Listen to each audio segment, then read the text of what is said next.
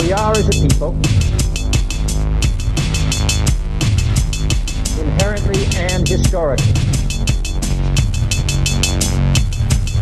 opposed to secret society, opposed to secret oaths, opposed to secret proceedings, secret proceedings. No official of my administration, whether his rank is high or low, should interpret my words here tonight as an excuse to censor the news, to stifle dissent, to cover up our mistakes, or to withhold from the press and the public the facts they deserve to know.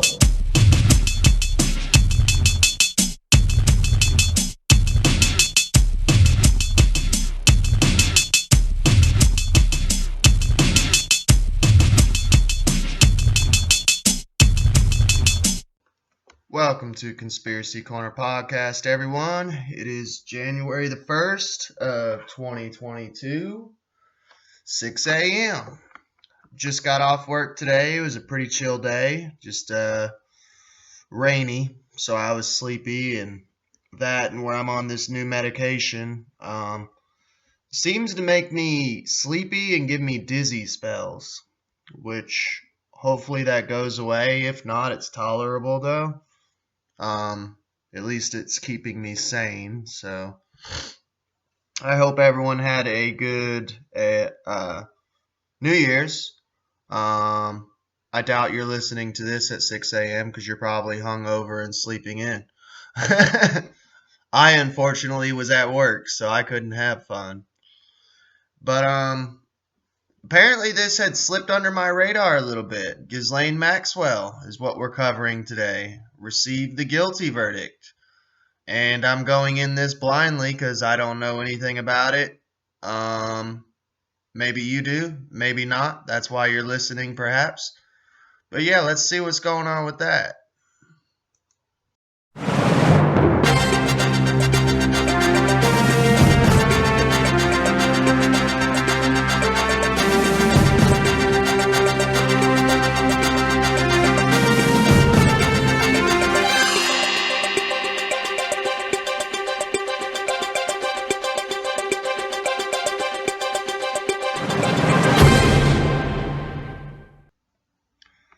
So Ghislaine Maxwell is found guilty of aiding in Epstein's sex abuse.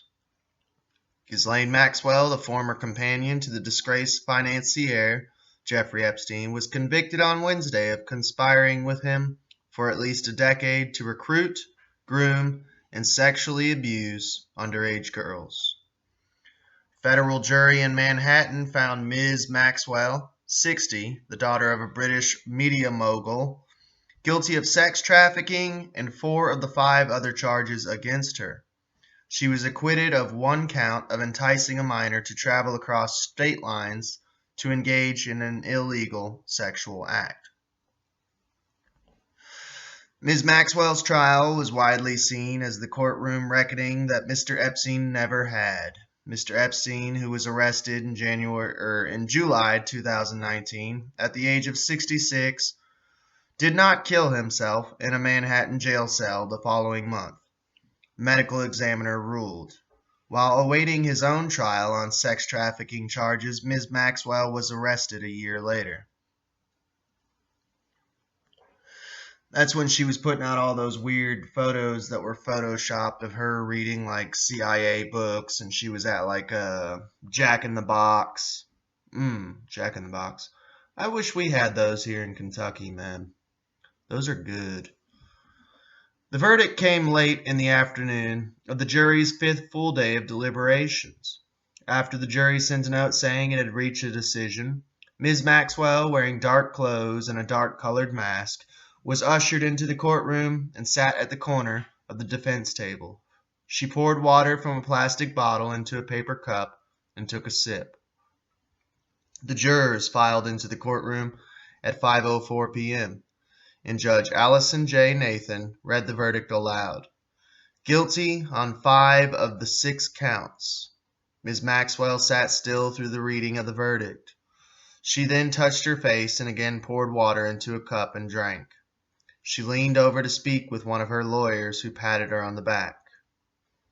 After the jurors filed out of the courtroom, Ms. Maxwell stood, cast a brief glance in the direction of her siblings, 2 sisters and a brother, who were seated in the first row of the spectator gallery, and was escorted quickly out of the courtroom without speaking to her lawyers. Ms. Maxwell's conviction closed another chapter in the saga of Mr. Epstein, whose lurid exploits dealing with the criminal justice system and cast a famous friends made of him, and, by extension, Ms. Maxwell, the subject of intense public scrutiny for years. In her trial, the government called 4 accusers. 2 used pseudonyms and 1 only a partial name, who testified that they had been served up to Mr. Epstein to be sexually abused. Ms. Maxwell was present for some of the abuse, according to the testimony, and played a role in enticing and grooming some of the victims. Damian Williams, the U.S. Attorney for the Southern District of New York, said in a statement Wednesday night, quote, "The road to justice has been far too long, but today justice has been done. I want to commend the bravery of the girls, now grown women, who stepped out of the shadows and into the courtroom." One of Mrs. Maxwell's lawyers, Bobby C. Sternheim, said outside the courthouse, quote, "We firmly believe in Ghislaine's innocence, obviously. We are very disappointed with the verdict. We have already started working on the appeal, and we are confident that she will be vindicated." Yeah, right. Dude, there should be uproar in the streets if the appeal gets approved. Ms. Maxwell's siblings left the courthouse in Lower Manhattan without speaking to the gathered crowds and cameras outside. Judge Nathan did not set a date for Ms. Maxwell to be sentenced on the most serious of the counts for which she was convicted, sex trafficking of minors. She could face up to 40 years in prison. Another count carries a potential 10-year sentence, and 3 others, all conspiracy counts, carry a sentence of up to 5 years. So about 40, 50, about 60 or 65 years that she's looking at. But my thing is what's going to happen to all the people on the list, the island list and the Lolita Express list? You know, it's kind of funny that they're just going to get away scot-free, it sounds like. Ms. Maxwell also faces a separate trial in the same court on 2 counts of perjury, stemming from 2016 depositions she gave in a lawsuit related to Mr. Epstein. Ms. Maxwell's trial, once expected to last up to 6 weeks, moved quickly as the government pared its witness list and presented a case over 10 days that centered on the 4 accusers. 2 of the women testified that Mr. Epstein started engaging in sex acts with them when they were only 14 years old. One said Ms. Maxwell was sometimes present in the encounters, and the other said Ms. Maxwell had molested her directly by touching her breasts.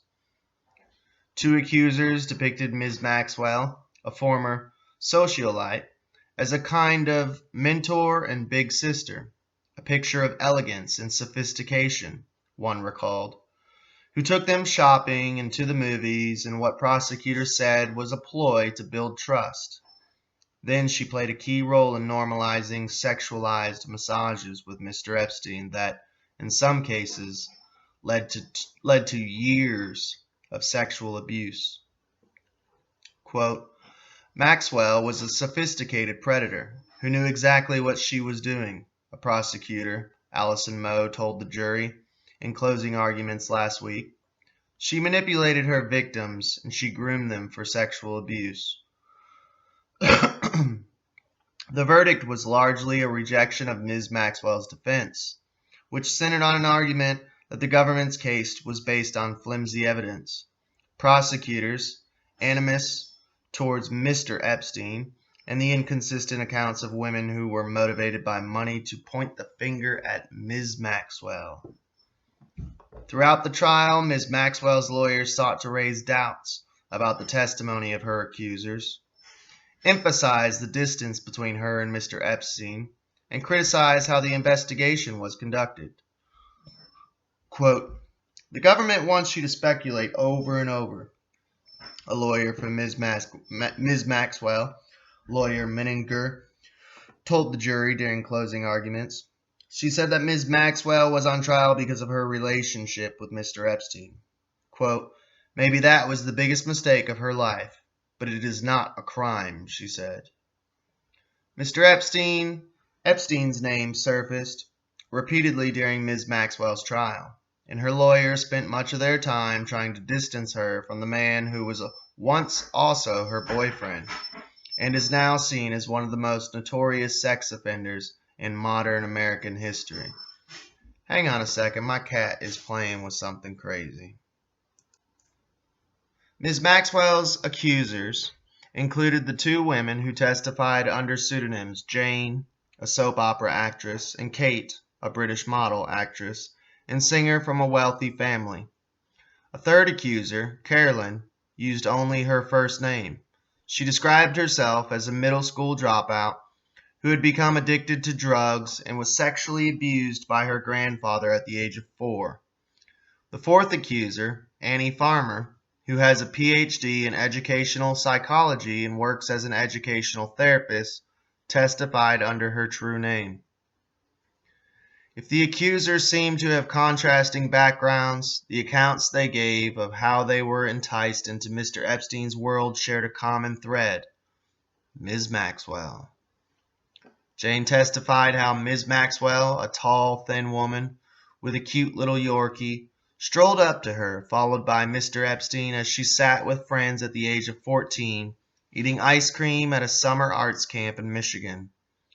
That chance meeting led to an invitation to Mr. Epstein's house in Palm Beach, Florida, and what prosecutors said was years of sexual abuse. See, this shows you how much power you have when you have money.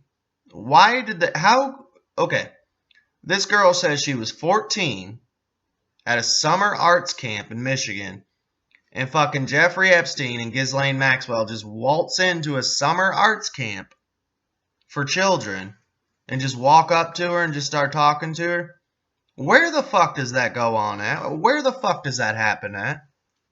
I'm sorry, but that shows you how much power money has. Like, imagine if I just waltzed into a summer arts camp with my wife. Like, people would be like, who the fuck are you? Whose kid is here that's your kid?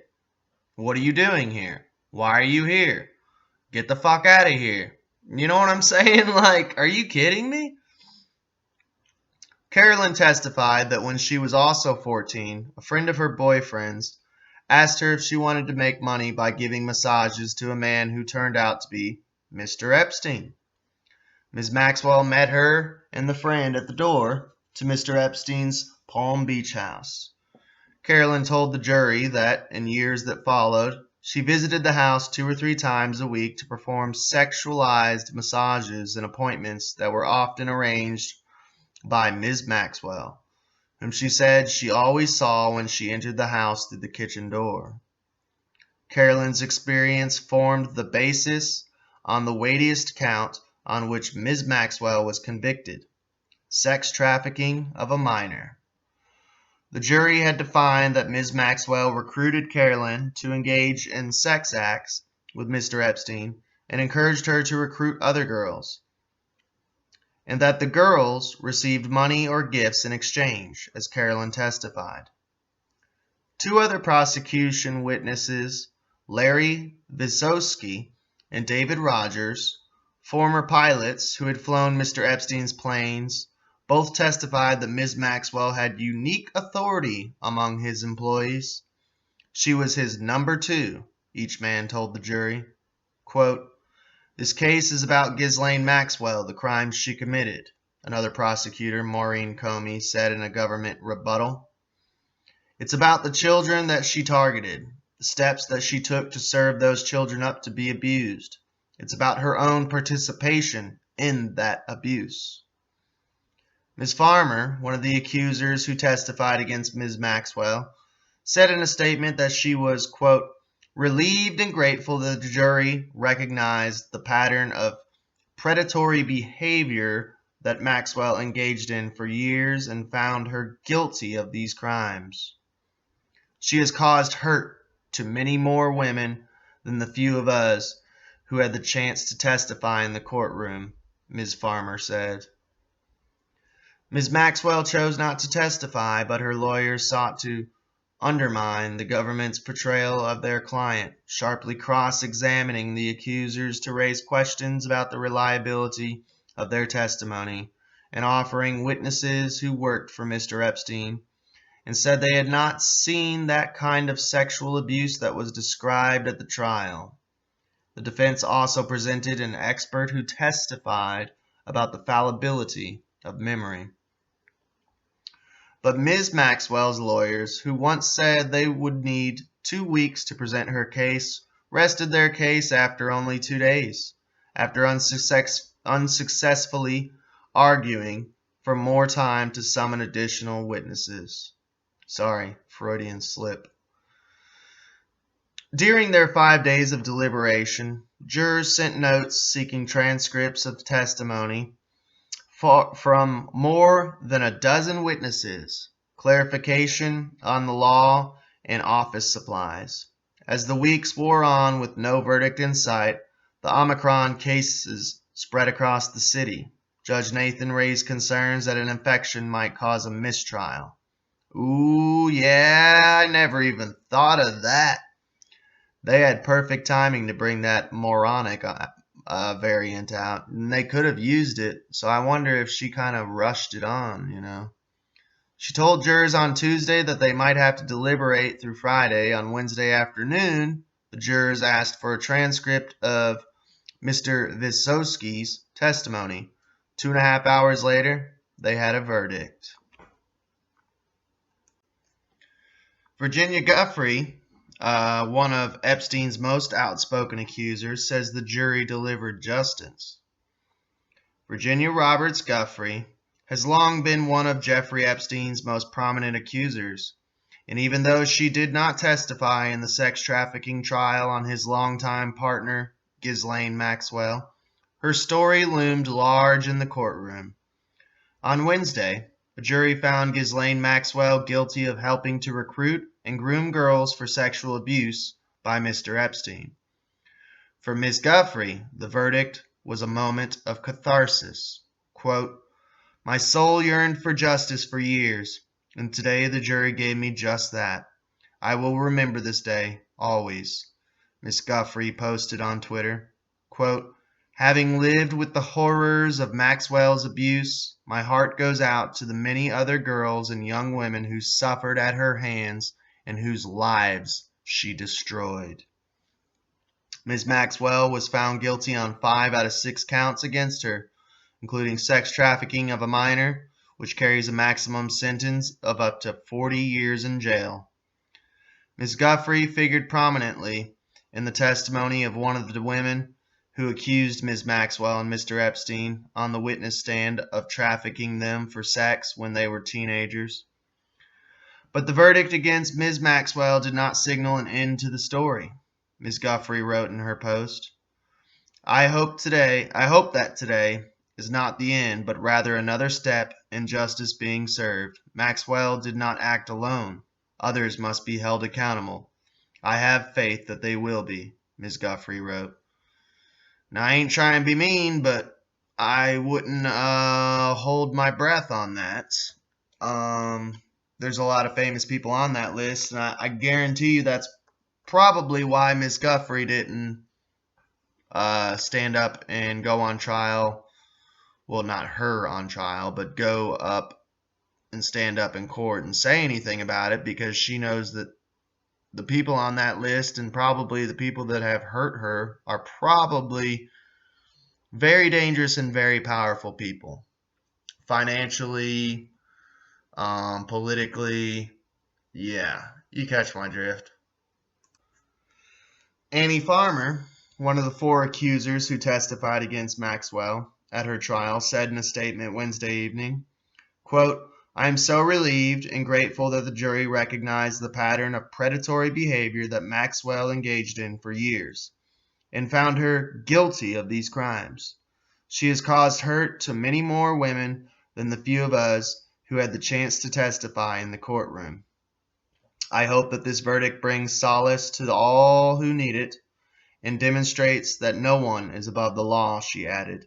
"Even those with great power and privilege will be held accountable when they sexually abuse and exploit the young."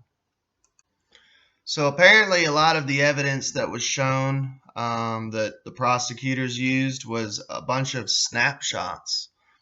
So more than a dozen photographs were displayed during Ghislaine Maxwell's sex trafficking trial, showing her seemingly carefree romantic relationship with Jeffrey Epstein, which witnesses have said masked much darker depths. The images could have come from the scrapbook of any relatively affluent couple, a graying man and slightly younger woman in casual, unrehearsed moments standing on a wooden footbridge, astride a motorcycle, at a table with a drink, those type of things. They were introduced by the government over defense objections as prosecutors sought to document through the images Ms. Maxwell's long-standing relationship with Mr. Epstein. On Wednesday, the jury convicted Ms. Maxwell on 5 out of 6 charges against her, including the top charge of sex trafficking of minors, which carries a maximum sentence of 40 years in prison. No date has been set for her sentencing. During the trial, lawyers for Ms. Maxwell attempted to convince jurors that the moment in the pictures is little more than a scapegoat for Mr. Epstein, who did not kill himself while in jail. The photographs shown in court are part of a trove found in 2019 when FBI agents searched Mr. Epstein's townhouse on the Upper East Side of Manhattan. Now, the only thing I remember is them searching the island and literally blocking out the windows because drones were trying to look in. Ha ha! Defense lawyers objected to the photographs, saying the government didn't need to enter so many pictures into evidence to make its point. Prosecutor Allison Moe argued that the relationship between Ms. Maxwell and Mr. Epstein was central to the case because the defense had, quote, repeatedly tried to distance Ms. Maxwell from Mr. Epstein and his affairs, which is true. The judge, Allison J. Nathan, agreed, and the next day the pictures were being flashed onto a screen in the courtroom. Some capture moments of intimacy, Ms. Maxwell embracing Mr. Epstein near a jetty or pier, kissing him on a sidewalk, massaging his foot aboard an airplane. A few hint at the opulence and wealth that Mr. Epstein and Ms. Maxwell enjoyed. One photograph was entered into evidence under seal. A pretrial motion said that the image depicts the couple swimming together while nude. Now here's the story of the 4 women who were the center of the case. Jane. When she was 14, Jane testified she met Ms. Maxwell and Mr. Epstein at a summer camp in Michigan, which is the one we covered earlier. Jane's father had died the previous year, and she said Ms. Maxwell at first treated her like a younger sister, taking her out to the movies and buying her clothes. Later, Ms. Maxwell gave her instructions on how to massage Mr. Epstein, Jane said, and he sexually abused her during those sessions. On occasion, Jane testified, Ms. Maxwell and others at one of Mr. Epstein's home would remove their clothes, and it would just, sort of turn into this orgy, quote unquote. She never told her mother about the abuse, she said, quote, because I felt very ashamed, I felt very disgusted, I was confused. Now this is Kate. Kate said she was 17 and had friends when she met Ms. Maxwell. She was exhilarated. Kate testified because it felt, quote, like somebody wanted me, like somebody wanted to be my friend. One day, Ms. Maxwell asked her to massage Mr. Epstein, who then initiated sexual contact with her. Kate testified. That pattern was repeated multiple times over the next few years, in London, at his residences, in the United States. She recalled one occasion in Florida when Ms. Maxwell gave her a schoolgirl outfit to wear while bringing tea to Mr. Epstein. That, too, led to sexual contact initiated by Mr. Epstein. Quote, I didn't know how to say no, unquote, Kate testified, adding that she did not know what consequence there might be if she did. Now this is Carolyn. Carolyn testified that when she was 14 years old, a friend brought her to Mr. Epstein's mansion in Palm Beach, where she watched her friend massage Mr. Epstein, then have sex with him. Over the next 4 years, Carolyn said she gave Mr. Epstein more than 100, more than 100 sexual massages for money, during which he touched her and masturbated. Ms. Maxwell called her to arrange some of those massage sessions, Carolyn said. Once, Carolyn said, Ms. Maxwell touched Carolyn's breast, hips, and buttocks and said that I had a great body for Mr. Epstein and his friends. Now this is Annie Farmer. Annie Farmer testified that in late 1995 or early 1996, when she was 16 years old, she flew from her home in Arizona to visit her older sister, who was working for Mr. Epstein. During that trip, Mr. Epstein offered to help her with her education. Ms. Farmer said, he also took her and her sister to a movie, she testified, where he caressed her hand and rubbed her foot and leg. She did not say anything about it, she testified, because she did not want to upset her sister. A few months later, Ms. Farmer said she flew to New Mexico at Mr. Epstein's invitation. She felt comfortable going in part because she was told that Ms. Maxwell, who she believed to be Mr. Epstein's quote-unquote romantic partner, would be there. While in New Mexico, Ms. Maxwell instructed her to massage Mr. Epstein's feet, then give her a massage, in which she touched the top of her breast, Ms. Farmer testified. The next morning, she added, Mr. Epstein bounded into the bed where she had slept and pressed his body against hers. Ms. Farmer said she made an excuse, got up, and locked herself in a bathroom. So that's crazy, y'all. I know it's a dark subject, but I do think that it's at least some form of good news in bringing in 2022. At least she's found guilty. That's what the verdict is. Hopefully the appeal doesn't go through. Hopefully, even if it does go through, hopefully enough people will put boots on the ground and protest this, and that maybe she'll still be found guilty either way. I mean, 60 years in prison, she'll be dead. She'll die in prison, if that's even that she goes to prison. I mean, she could be swept off. Who's to say even Epstein's dead? Seriously. I mean, the whole thing was fishy. Who's to say he's not chilling on his island still? I know that there's lawn care workers out there still mowing and keeping up with the house and stuff. Like, why would you keep up the house of a dead man? Makes no sense. The whole thing, I mean, let's try to look at the positive side. Like, if it's true that she will go to jail, that's a good way to bring in 2022. Especially when it's so dark out there. I try to, as much as I can, bring in positive, good news stories of good things that happen. But you do have to think, too, like, all those people on those lists, all those other people, like, do you really think they're going to see a day in court? Because I don't. I truly don't. And I'm not trying to be negative or just trying to be a realist. I really don't think that any of those people are going to stand one day in court. And it sucks, man. It sucks. But I'll go ahead and I'll plug my stuff and I'll head on out of here. If you are listening on audio only, you can find us on YouTube. It's Conspiracy Corner Podcast, and the profile picture is a bunny rabbit with a samurai sword. You can also find us on YouTube. That is UGE Tube. And if you're watching us on only those, like visual content,